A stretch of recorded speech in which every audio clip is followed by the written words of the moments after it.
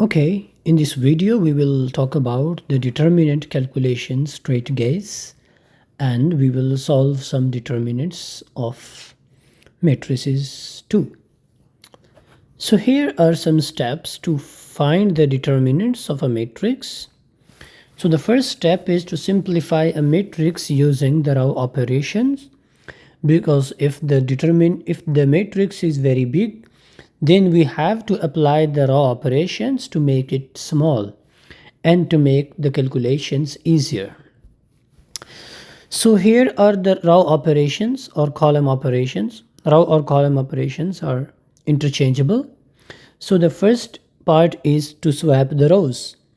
If you need somewhere to swap the rows, you can do that, but the sign of the determinant will be changed. If it is negative, it will become plus. If it is plus, then it will become negative. The second operation is to convert any row into the product of that row. I mean, in other words, multiply a row by any scalar. But if you multiply a row by any scalar, then the new determinant will be the k times the original determinant. So in order to maintain, you have to divide by the same number k.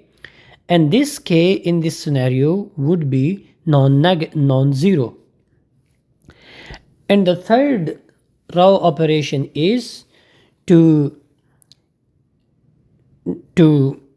replace the row with the same row plus k times another row.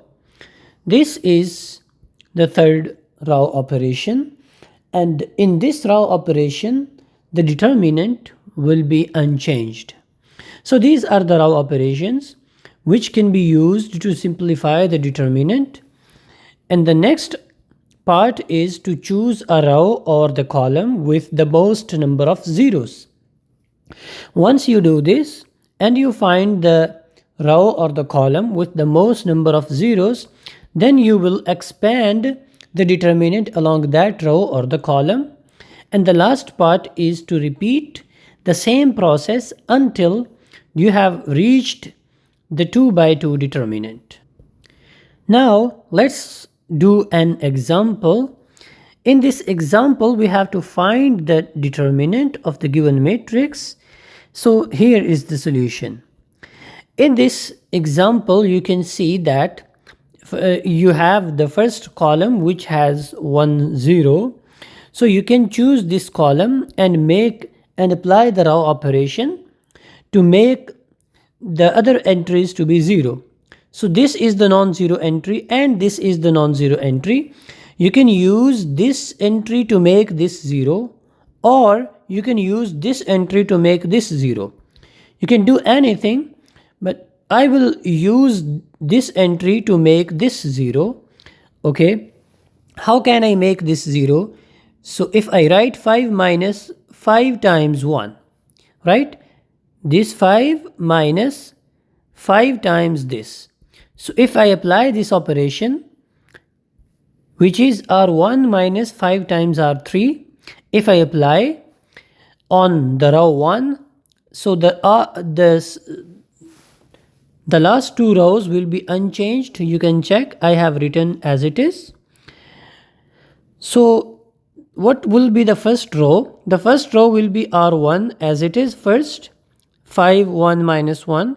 Then minus 5 everywhere. You can check, I have written minus 5 everywhere. Minus 5 times R3.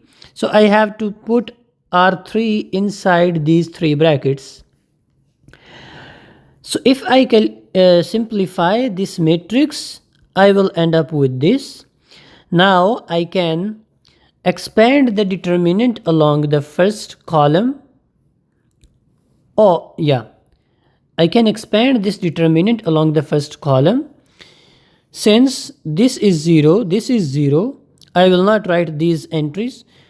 This is non-zero. I will only write this entry one times, skipping this and this, the determinant of this submatrix.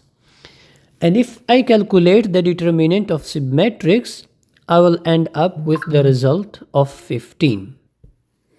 Let's look at another example. In this example, we have to prove that the determinant of this matrix is equal to this product. Here is the proof. Let's start with the matrix.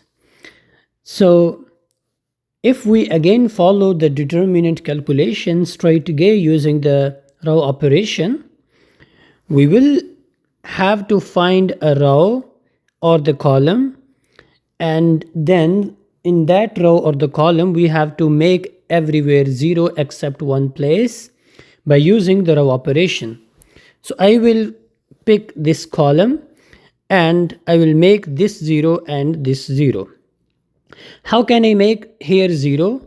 If I subtract R2 from R1, then I will get here 0. And similarly, if I subtract R3 from R1, here I will get 0. So here both places I have to have 0. So if I apply this operation, so the first row will be the same and the second row will be the difference of R2 and R1. So I have written the difference of this R2 and R1, and the third row is the difference of R3 and R1. You can check, this is R3 minus R1. If I calculate these things, I will get this. Here I will have 0. If I expand this matrix along this first column, since these two entries are 0, so I will only write this entry. So for this entry, I will skip this and this. Then my determinant will be this. Because this is 1, I have not written 1. Now you can check that in the first row, b minus a is common in both. So I can take common b minus a from the first row. And if I take b minus a common, here I will get 1.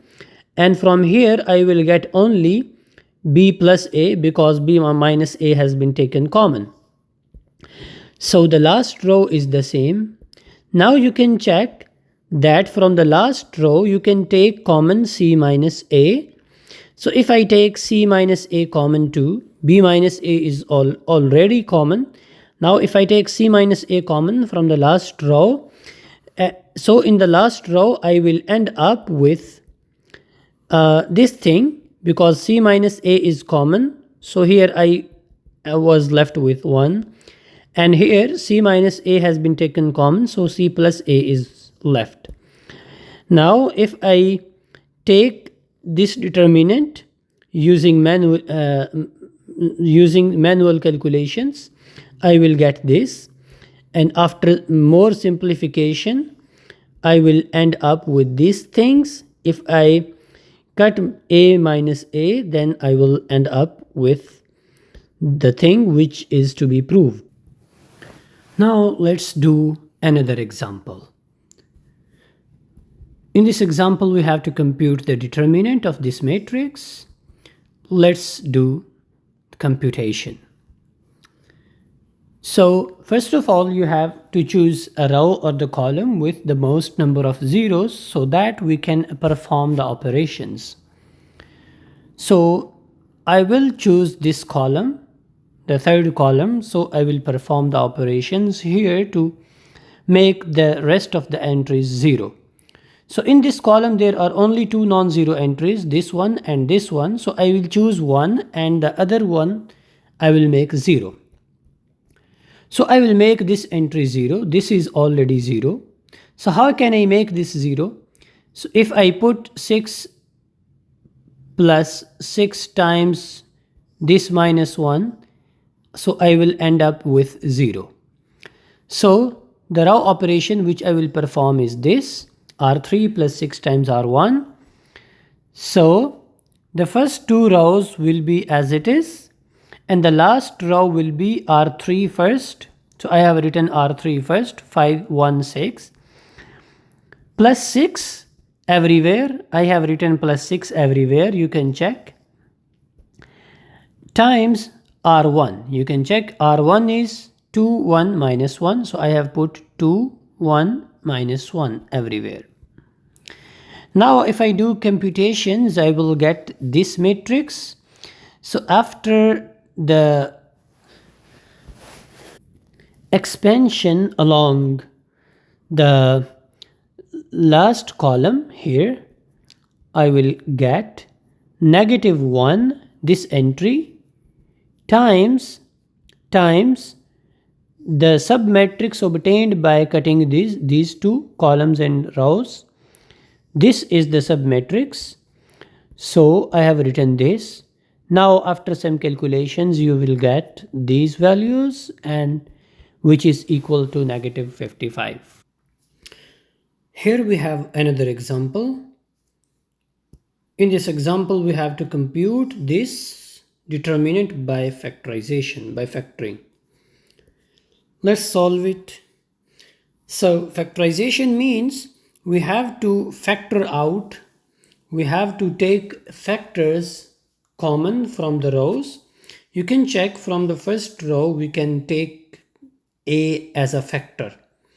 So I can write a as a factor, and here I will left with 0 to minus 4 only because a has been taken common. And then from the second row, you can again take a as a common.